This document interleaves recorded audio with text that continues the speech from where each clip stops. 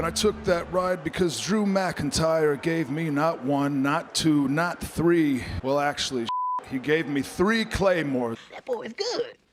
But wait, there's more. The fighting continues because you and your superstars are motivated by money, with the exception of the deserving individuals.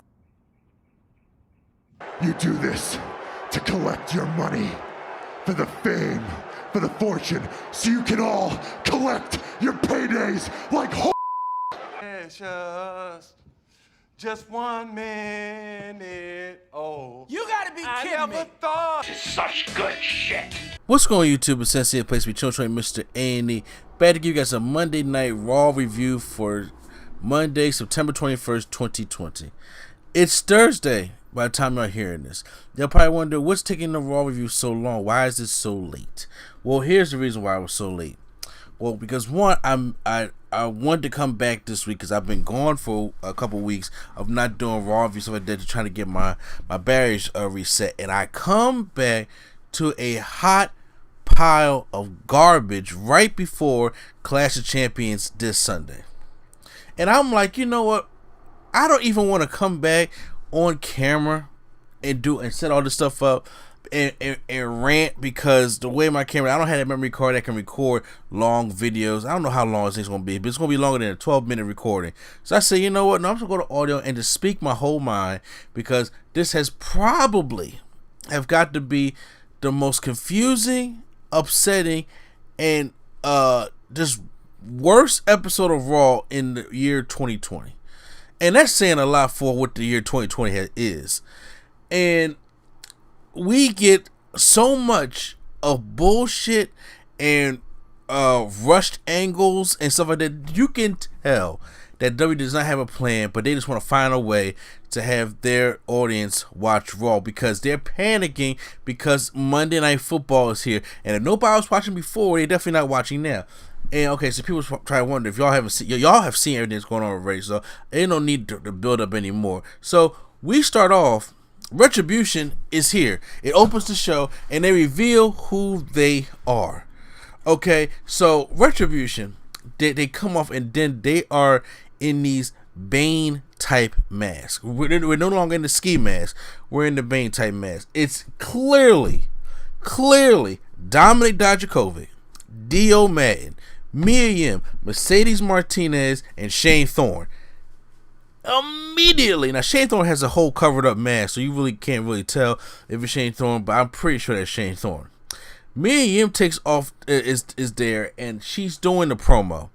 As she's doing the promo, she keeps adjusting her mask because it looked like the shit's too big, or it ain't working with her, and it's distracting from the promo. Now, the whole point of Retribution is to be, they have been ridiculed by WWE, and they're taking matters to their own hands, and they're not taking it anymore. So how do they respond to this ridicule by WWE at all times? Here's what they do.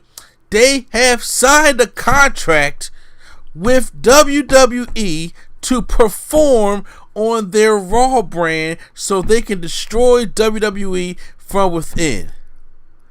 How does that make sense? It makes not the clearest sense. WWE, because people out there talk, it's WWE, they don't make no sense. Look, WWE, when they want to make sense, they want to, but this is clear. That makes absolutely, positively no sense at all. And then why would WWE want to sign a group to the point that has destroyed my SmackDown set, that has come destroy NXT, has been destroying Raw, messing up our flickering with the lights and all that stuff like that. Why would I want to sign a group like that without punishing them? Who do these motherfuckers think they are? Seriously. And I'm like, and then they're not mentioning names as if you don't like wrestling fans are stupid. Once again, look, there's a large majority of the Monday Night Raw and the SmackDown audience that does not watch NXT. All of these people are from NXT. Okay, and to the point where that makes even less sense of why they're doing what they're doing, because now Shane Thorne, Dio Man have got their chance on Raw, but Dominic, Mia, and Mercedes Martinez, I don't know what you mad at. I really don't know what you mad at. So as Mia is trying to do this promo, which Mia is not the problem. I love Mia. I've been a fan of Mia since she was Jade. Okay, she ain't the problem. This bullshit that's surrounding her is the problem, to the point where we're not supposed to think that that's Mia. That's clear. You got the two most culturally sound women from NXT in Mia and Mercedes Martinez that you think you can't tell who they are or how they speak. It's ludicrous. So then here come the Hurt Business. They come out, and the Hurt Business want to put them in their place. Okay, so they cut a promo. MVP calls them hoes. Don't know if he's going to be reprimanded for that or whatnot, but he called them hoes, and I agree with him. And I'm like, okay, so I'm like, y'all got the Hurt Business in this light, and then you have more of the ninjas that come down of Retribution. I'm like, why are there more? So it's a core group of 5, but then we have more come out of the woodwork to beat down the Hurt Business, and not nobody comes out to say the Hurt Business. Now, once again, the Hurt Business is supposed to be a heel group, but they're the only ones that's standing up to Retribution. And I'm like, so how are we supposed to feel about the Hurt Business? Finally, we get into the first matchup of the night, because it looks like deja vu all over again, and that is we have a triple threat match, and the winners will face the Street Profits at Clash of Champions for the Raw Tag Team Championships. We have Dominic Mysterio and Humberto Carrillo. You already know that team is losing. Versus Andrade and Angel Garza. Didn't know they was back together, versus Seth Rollins and Murphy. Didn't know they was back together. Street Profits is on commentary. Angelo Dawkins hyping up everything. Yeah, fan, that's good, fan. Let's do that, fan. I mean, it's a lot of cool stuff. Humberto gets a lot of cool moves to the thing. Like I said, obviously to hold up his end for Dominic again. But Seth Rollins, as Murphy's about to go tag him in, he's like, nope, not feeling it. Walks off on Murphy. And then Murphy gets the wing clipper by Garza, and we have Garza and Andrade going up against the Street Profits for the Raw Tag Team Championships again. This rivalry is still going on, but it's already over and dead already, and we're going back to it. It makes no, and I'm like, so y'all might just give them the Tag Team Champions now, but so the whole poison thing and everything, y'all just couldn't let it happen like now. It would have made more sense if we want to keep the rivalry going, but no, they show you they had nothing to do. Going on to the KO show with Shane McMahon. You know KO and Shane McMahon got some beef, so they will they talk about a little bit of old time stuff like that. But Shane McMahon's here to talk about Raw Underground and introduce Dabba-Kato. And Dabba-Kato comes out, and then Kevin Owens lets him know that down the road they will meet, and he slaps him. But then Shane breaks it up, and then here comes Braun Strowman. So they're out. He says, "Hold on, we're saying it for Underground. We're saying it for Underground." So this is what we're doing for Underground now. We're promoting matches for an underground fight that shouldn't even be happening. That's just like going on the Fox News in the or Good Day Philadelphia and say, "Hey, you know that underground illegal fight club that we got? Man, make sure you check out." That's like Mike Jarrett telling me to check out the new fight that's happening down there at the club right now. That's not even supposed to be happening. Why? Just let it happen. Overexposure is a thing. This is what you do to promote a regular match. This is a underground type of fight. But once again, they really want people to check out that 10 o'clock hour because they do not want people watching Monday Night Football, and it's not working.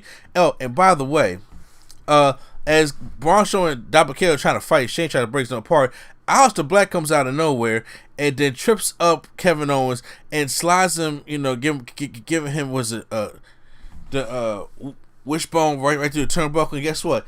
Shane and everybody act like nothing is even happening. And it takes all the attention away from what this rivalry is trying to do. It takes it away from what's happening. And I'm like, this is terrible. Kevin Owens and Aleister Black could be a great rivalry, great matches and everything, but you're not even putting no attention to it because they're worried about these two big behemoths on a Raw Underground show that shouldn't even be happening. Keithley versus Drew McIntyre again. And if Keithley wins, he gets the title shot. So, it's a regular old match like it was. Drew McIntyre hits the Claymore kick, but then out of nowhere, Randy Orton hits Drew McIntyre with a steel chair, which means Keithley loses again by disqualification. Keithley only had one clean match since his main roster call up, and that was against Randy Orton at Payback, and he beat him clean. And he's only been messing with Randy Orton and Drew McIntyre. For some reason, they want to put him in the main event spot, which they should, but they haven't given him no wins. He's been losing by DQ all the time. So how does that help anything at all? It doesn't. So Randy Orton does vow that he will. They're going to have an ambulance match. When it comes to Monday Night Raw, Randy Orton cuts a beautiful promo. This is the best thing of the show. Of him cutting a promo saying, you know, I got kicked, and he actually messed up, and he great at what he does. Improvise. Said, look, I got kicked not once, not twice, not 3 times, but you know what? Shit, actually, I did get kicked 3 times by Drew McIntyre, and I was in the ambulance, and then I looked up, I realized what I am capable of. So I'm capable of winning getting my 14th championship this Sunday in an ambulance match. It should be a decent matchup. I'm about to say it's about time they did some type of gimmick with it, because I didn't want to see Orton and McIntyre regular match again. So an ambulance match is kind of dope for that. So I'm cool with it. Number 1 contenders matchup: Mickie James versus Zelina Vega. The winner will face Asuka for the Raw Women's Championship on the pre-show. Fine. Zelina Vega wins with a backstabber. I thought Mickie James could have changed plans. Mickie James could have had the matchup again and had a better match with Asuka, because they kind of botched her ending last time.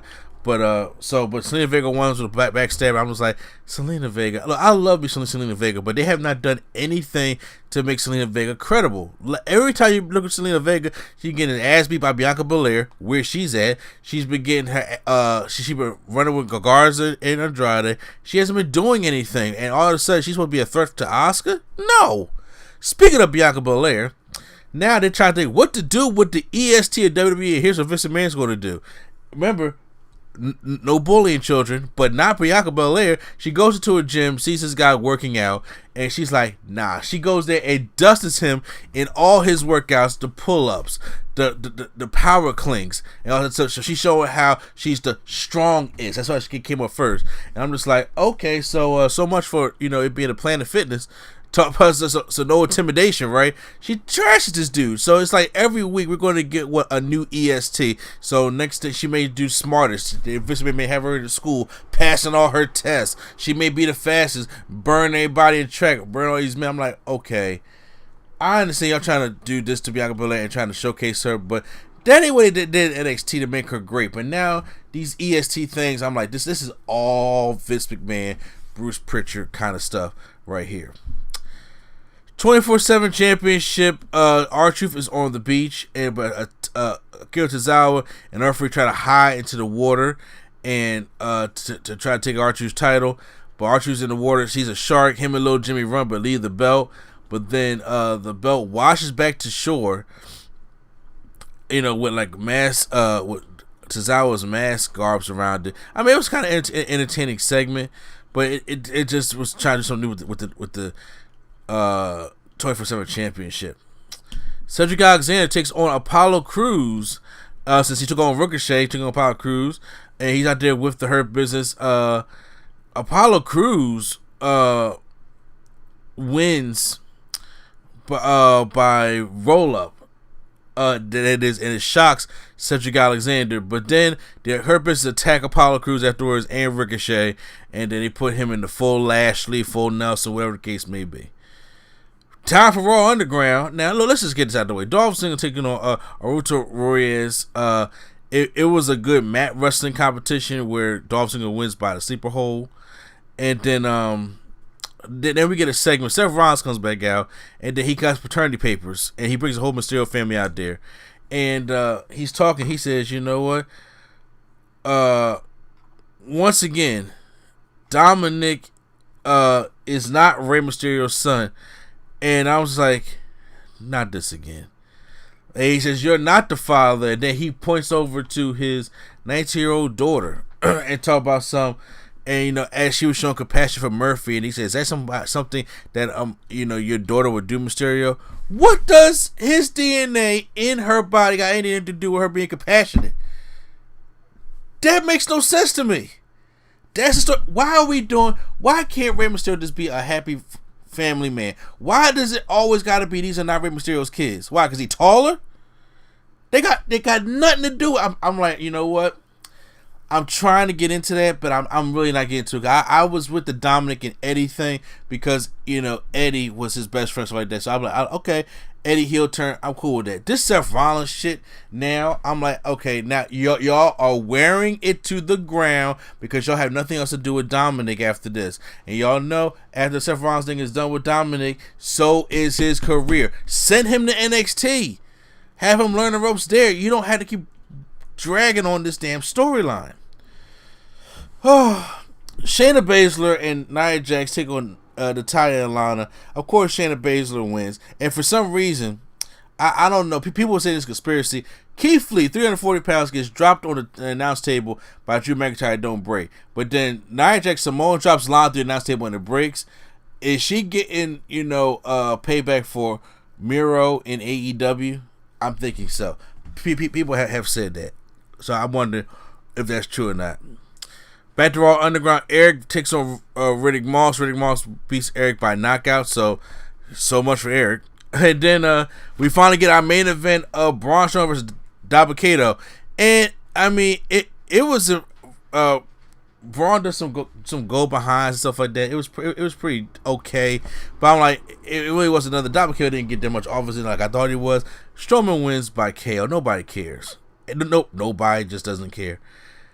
Time for the main event, because let's push this Retribution match right to the main event of Raw.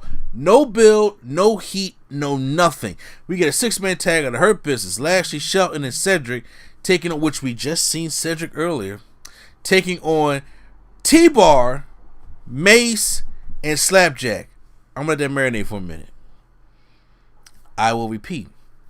T-Bar, Mace, and Slapjack. That's their names. Dead serious. Dead serious. The match goes to a no contest because they want to keep the Hurt Business strong, but they don't want Retribution losing either. Because why would y'all fucking do that in the first place? The referee throws out the match because T-Bar interrupts the Hurt Lock, and then that's breaking the rules because he has the Hurt Lock on. I've seen people interfere in tag team matches before, and they broken up moves to protect their partner from submitting. So why is this a problem now? Oh, so then Retribution come in, but then here comes the WWE locker room coming down, led by Drew McIntyre. They beat up all the other ninjas, but then here comes Randy Orton out of nowhere, hits McIntyre with an RKO out of nowhere, and then that's how Raw ends. Oh my God, this was a terrible ass show. I can't believe I'm holding my wife up from going to work to record this damn show. This shit was terrible. Raw gets a thumbs down from me. Why would y'all give the Retribution match away on Raw? You gotta have some build to that matchup. Maybe Survivor Series. I'm just saying, you can have your first ever intergender stuff. You got to bring some woman to the table. I'm saying there's a way to build this thing up. They didn't do that. Why the hell are we doing Keithley, Drew McIntyre? Why does Keithley have no wins and all his losses are by disqualification? I'm just saying, why are we getting Garza and Andrade against Street Profits again? Makes no sense. I'm sick of Raw Underground right now. They're making it more than it should be. There's no heat for there's no attention for Kevin Owens and Aleister Black. Selena Vega is not a credible thing opponent for Asuka at all, by no means. What does Rey Mysterio's daughter, him not being daughter, why are we doing this angle all over again? This whole thing sucked ass through a crazy straw. It gets a thumbs down from me. Post in the comments below how you guys felt about Monday Night Raw. I'm pretty sure you guys felt the same. I don't really give a shit. Hit the like button for me, not for Raw, for me. Help support my video. Hit the subscribe button because I am back. and to get more wrestling reviews right here on NC Studios. So once again, this is NC the place to be. Chillin' trying to stay in D, and Nerd Coalition is out.